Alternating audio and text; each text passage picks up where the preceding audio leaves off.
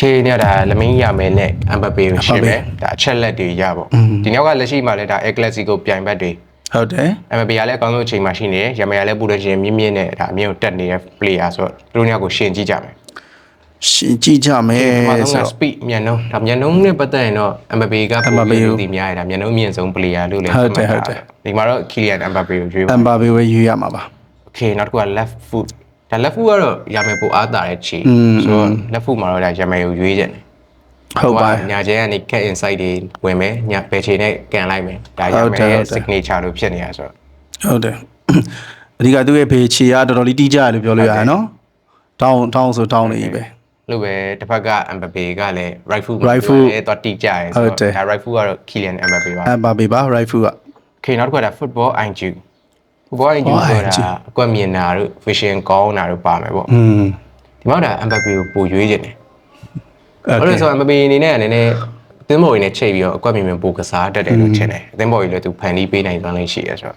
ဒါတော့ Mbappe ကိုရွေးထားပါတယ် football IQ ကတော့ကိုရှာမယ်ကိုရွေးခြင်းတယ်လောက်ပါရှာမယ်ပိုကောင်းတယ်လို့ထင်တယ်ကွာဒီလားအဓိကသူဒီကြက်နေတဲ့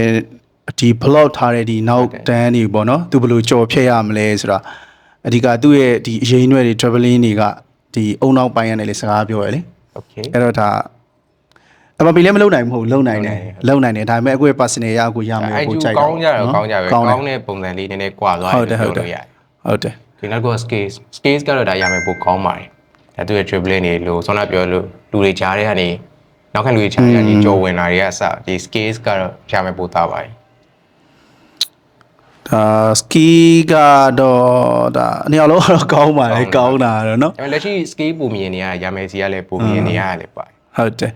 ရမယ်စီကတော့မြင်ရတယ်ဒါပေမဲ့အပပေကတော့တောက်လျှောက်သူကတော့သွင်းကိုနေပဲတက်တည်ပြရတယ်ပေါ့လေဟုတ်တယ်အဲ့တော့ဒါ finishing ပိုကောင်းနေလို့ထင်တာကို Mbappe ကိုပဲရွေးလိုက်မယ် ski နဲ့ပတ်သက်ပြီးတော့လေ okay နောက်တစ်ခုက strength ကြန့်ခိုင်မှုညောင်လုံးကလည်းကြန့်ခိုင်မှုရန်ကောင်းတဲ့ player တွေတော့မပါဘူးဒီလည်းရတတ်တယ်အဲသူတို့နောက်ခံလူနေထိရလည်းနည်းနည်းတဲကြတတ်တဲ့သူတွေဆိုဒီနေ့မှ